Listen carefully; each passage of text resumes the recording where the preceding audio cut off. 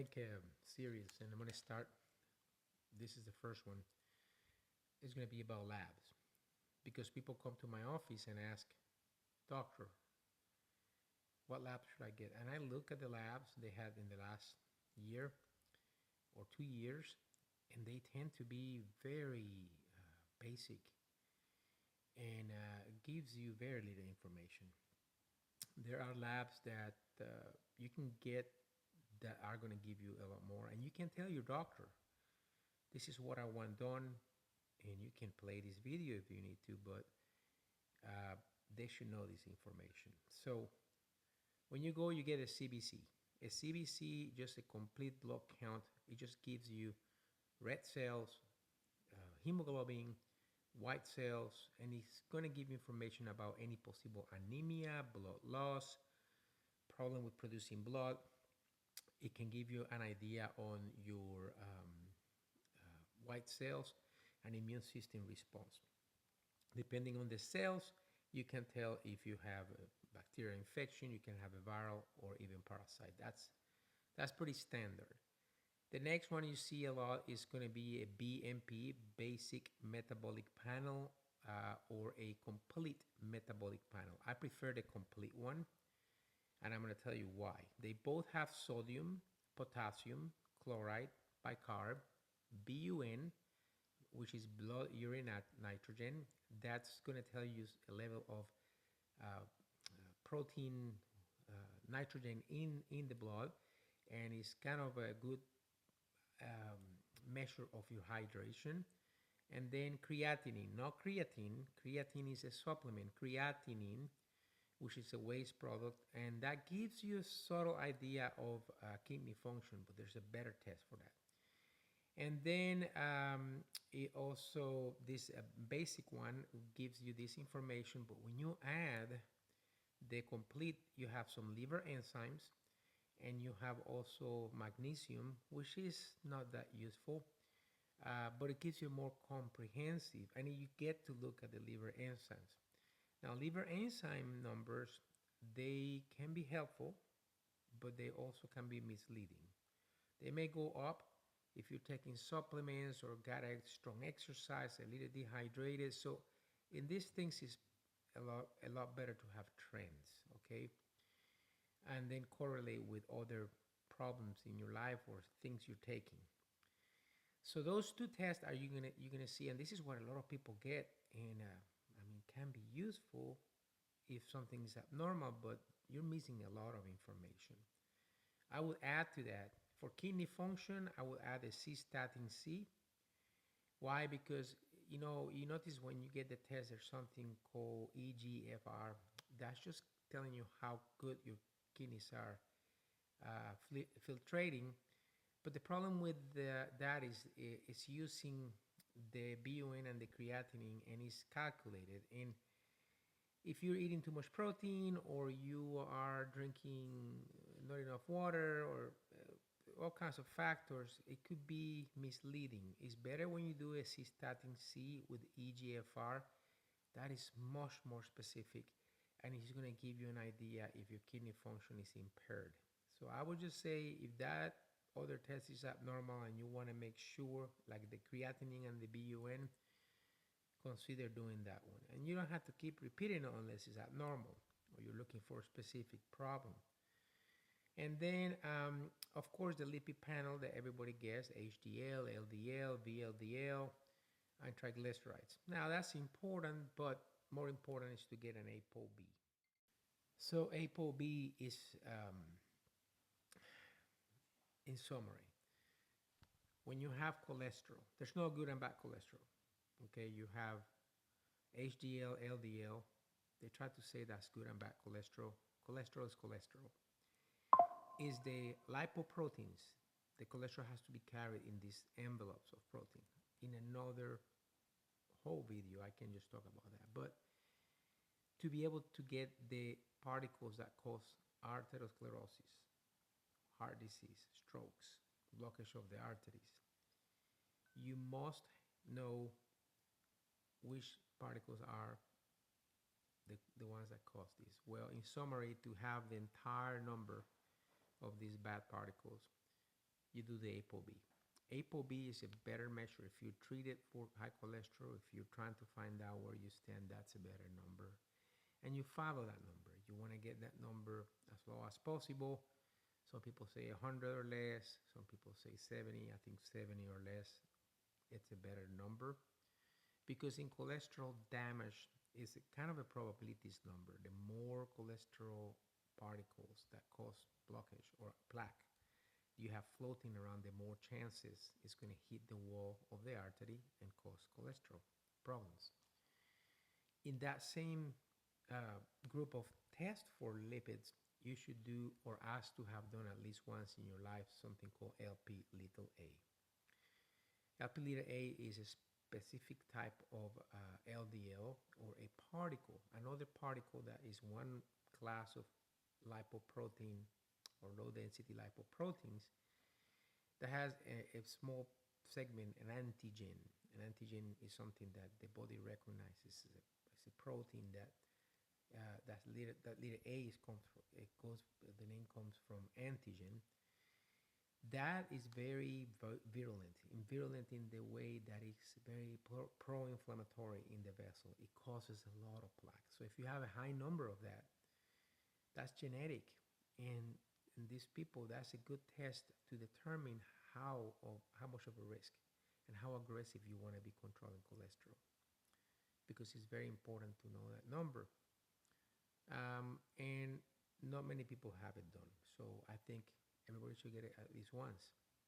In that same group, although it's a different disease, but it's still correlated, you want to do a genetic test called ApoE4. I'm sorry, ApoE, not ApoE4. You're looking for the E4. So ApoE is a gene that everybody has, and you have different variants. You have E2, E3, E4. E4, you may have heard this before. ApoE4 is correlated with Alzheimer's, increased risk of Alzheimer's. As you know, you have one gene from dad, one gene from mom. So you may be E2, E2, E3, E2, E4, E2. Anyone that has E4 has increased risk of Alzheimer's. Now, increased risk doesn't mean you're going to get it. It's information for you to make the adequate changes. But this is also associated with people who have a higher predisposition for high cholesterol. They're high absorbers of cholesterol, meaning you have to really pay attention. If you have an E4 and you have a LP little a, you have a lot of reasons to worry and control that cholesterol. And again, we're just reviewing the labs that you want to ask. So in this same line of heart disease, homocysteine, you may have heard it, it's just a marker of inflammation in a way that if it's elevated, there's a derangement somewhere. It could be a problem with MTGFR, it could be a vitamin B deficiency, but it's good to know because when you have that elevated, it's an indicator there may be vascular inflammation. CRP, high sensitivity CRP could be a marker, although it's not very specific, but it tells you, hey, it's elevated, there's inflammation somewhere. A lot of times it's going to be vascular. And then some people do the set rate, but that's even more generic. You can do that if you want to correlate, but it's not as important. Moving on to metabolic, if you order a basic metabolic panel or the comprehensive, you have glucose there. Now, glucose on fasting could be normal. The A1C is more important because it gives you a 3 months average. But if it's elevated, it's just a very good indicator something is not going well.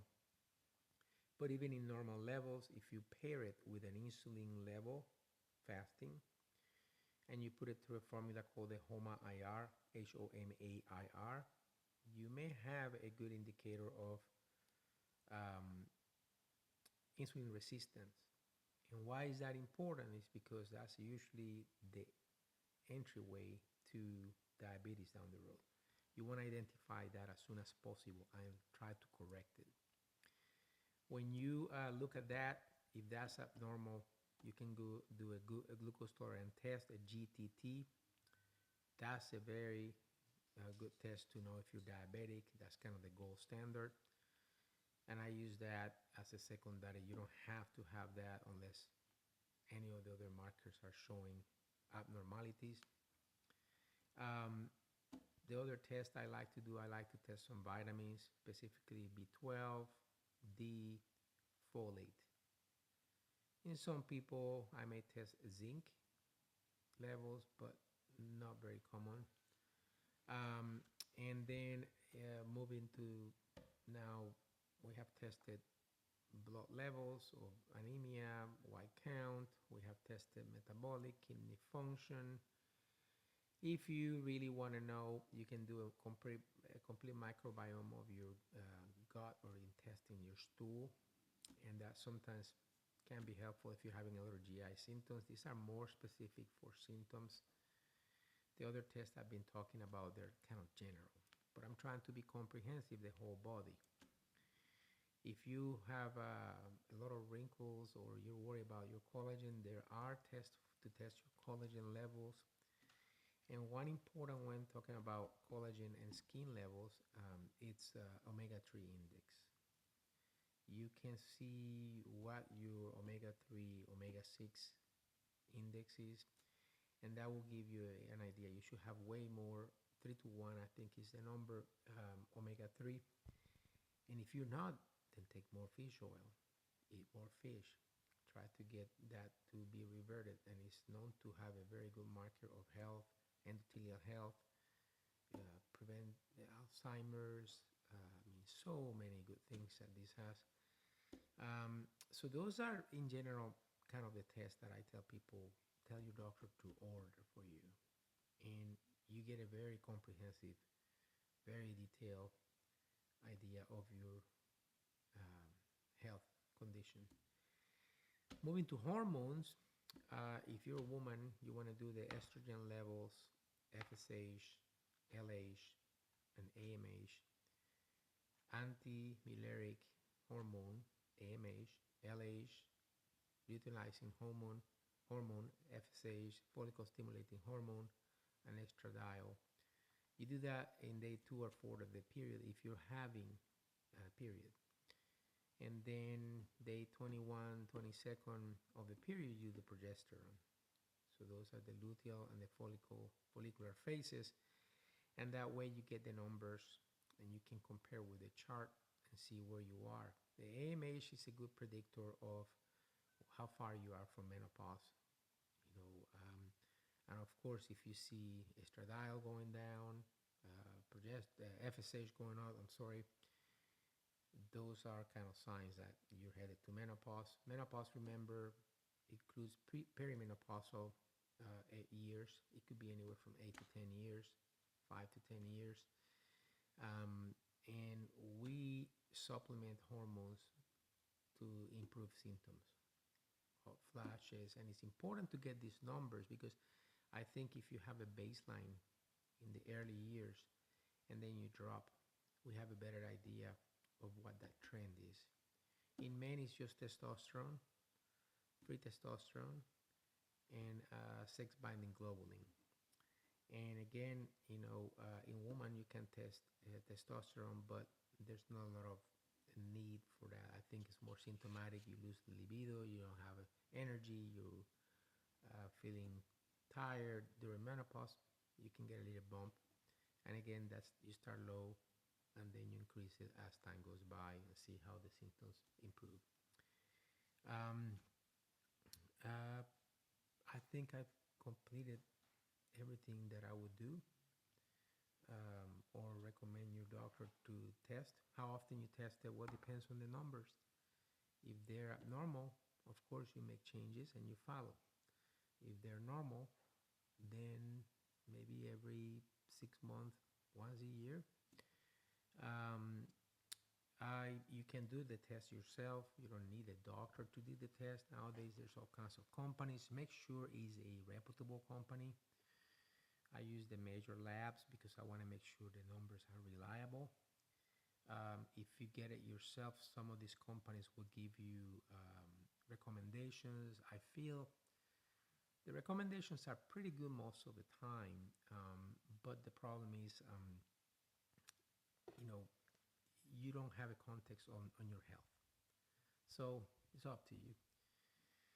Um, a few more tests that I know exist.